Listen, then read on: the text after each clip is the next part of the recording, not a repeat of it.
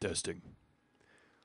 Ladies and gentlemen, the third dimension has finally arrived to internet browsing. Of course, we've seen this coming. Papervision have made great strides. Other programs like Sandy and I think Wave 3D also helping along the effort. But Adobe has finally released the Flash 10 player that has 3D built right into it. How awesome is that? And apparently Microsoft's new version of Silverlight 2 will also incorporate 3D. So I hope you're ready for 3D, guys, because it's here. Hi, I'm Alex, a student in Mike Lively's instructional design team, and I'm going to teach you a thing or two about 3D today. Mainly texturing. Now, texturing is very important in the world of 3D for lots of reasons. First off, let's just say hypothetically you need to create a dryer, part of a washer and dryer set for some client or whatever, and you have to make it 3D. Now, I have this simple cube in front of me, just a straight up normal primitive, it's just a cube, and I want to make this look like a dryer. So I could go in here and kind of chamfer the edges and mold it into the body of a dryer, or I can conserve polygons by simply taking this cube and then throwing a texture on there that I create myself to make it look like a dryer. This is going to save, again, because anything with lower polygon count is going to obviously run faster in any type of internet browser. So that's crazy important, and I'm going to show you how to do that now. All right, so I have this basic cube, nothing special again, and I'm going to turn this into a dryer. So we're using 3ds Max, kind of industry standard. You can use Maya or whatever, but this tutorial rests solely on Max. We're also going to be using Photoshop later, but you can also use free software like GIMP. It's no big thing. All right, we are in 3ds Max, and again, I have a cube in front of me that's just straight up, and we're going to change this into a dryer. So we already have the standard primitive. I'm going to go over here, click on that, and then so I can get the modifier list. Now I'm going to open that up and then scroll down until I find something called Unwrap UVW. Click on that. All right, hit that little plus sign so we can get all the options available to us. Click on Face, and then hit Control A to select every side of this object. Once you do that, go down here to this menu item right below that, and then scroll down until you see Parameters and then Edit. Click on that, and then this pops up. Doesn't look like much now, but just wait. Go up to Mapping, and then go down to Flatten Mapping. Now, these are a lot of variables you can change later once you really get the hang of this stuff, but for most everything that's a simple primitive, you're not going to have to change much at all.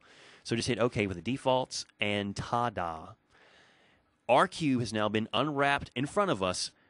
Now we have a template to create a texture for our cube, slowly changing it into a dryer. All right, so these are every one of the sides on that dryer. So how do we get this into Photoshop to edit it? All right, easy enough. Go up to Tools and then go down to Render UVW Template. Once you click that, a lot of options will come up. Now this comes down to preference. I like to go to Mode and then go down to Solid because it's easier for me to select in Photoshop and easier to get just to realize, okay, these are sides or whatever. Go down to Render UV Template, and we have this. This is the primer for our texture. Awesome, right? So you can just save this and whatever you want to. You can do dryer testing because it's going to save it as a JPEG. So save that, and now we're going to open that up in Photoshop. All right, just go ahead and X out all of this. We'll come back to Max in just a moment. But go ahead and open up Photoshop. You can use, again, an open source alternative like GIMP. It's totally cool. I prefer Photoshop because I'm a design student and I've just learned that. And it's really easy. And God, I'm not going to get into any of that. But anyway, so we've opened up our image editor software, whatever it may be. And we're going to open up the dryer template. Now here we go. Now I'm not going to create the map just in front of you. Through the magics of the internet, I've already made one. That's right. It's been baking in the oven the whole time. You never knew. But anyway, I just went ahead and grabbed stuff on the internet really quick. I grabbed this front of a dryer off someplace. I don't know what brand it is. Put it on the front. I have the back. I just made holes for the water's going to come in and out of. And then I just kind of stylized the sides a little bit. Again, we're just learning texture, so have as much fun as you want with it. And it is awesome fun. But this is just getting our feet wet. So I've already done that. I've resaved it, you'll notice, not as a JPEG, but as a PSD, because, yes, 3ds Max will take Photoshop documents. How awesome is that? Pretty awesome. So I've saved it as a PSD so it will be easier for me to edit later in case I need to make some changes. No big deal. So I've already saved this. So I'm going to go ahead and get this texture onto the cube in Max. So we're back in 3ds Max. What do I need to do to get the texture on there? All right. First off, go back over here to our modifier list. Select the unwrap UV map, and then trash it. What am I doing? It'll make sense in a moment. All right. So what I'm also going to do now is to press the M key to bring up my material editor. And I'm just going to select, now I'm going to choose a material that doesn't have anything on it yet. Click that, go down to diffuse, and it'll give me this menu option right here, a material map browser. Go up to bitmap, double click on that, and it's going to ask me, hey, what do you want to throw up on this? Now, I know dryer testing is the file I want, and again, it's a PSD. Thank you so much, Max. You're awesome. So I have that selected. I'm just going to hit open. It's going to ask if I want to collapse layers or individual layers. It doesn't matter for this. Just go ahead and collapse it. And I have that material ready to go on my cube. How does it get it there? I click that, hold down, and then drag it over, and then release. That easy. Now it's got the material on there. How cool is that? Now select this, you'll be actually be able to see it in Max. Sadly, my version of Max doesn't do that.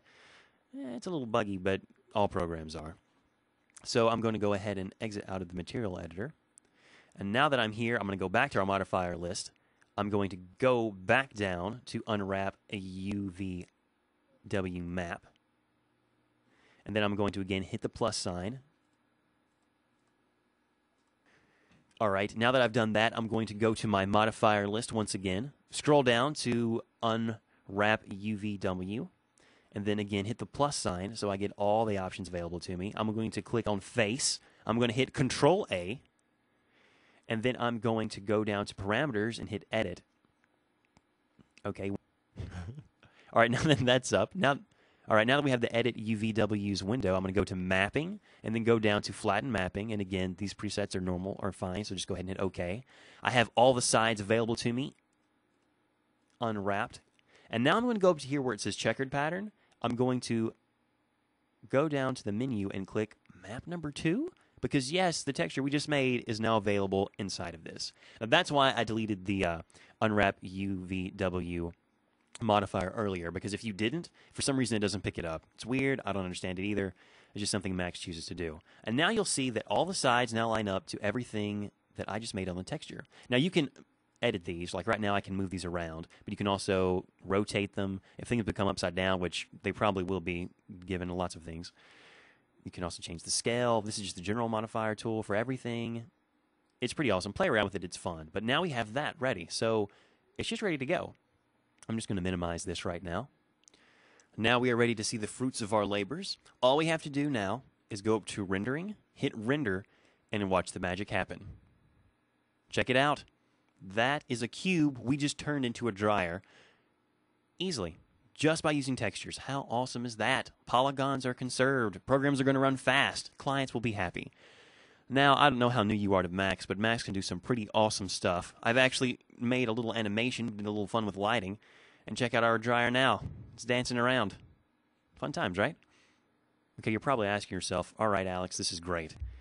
I can make primitives that are low on polygons, these awesome textures, but how do I get these into the programs that I want to get these into? Like Papervision, for example.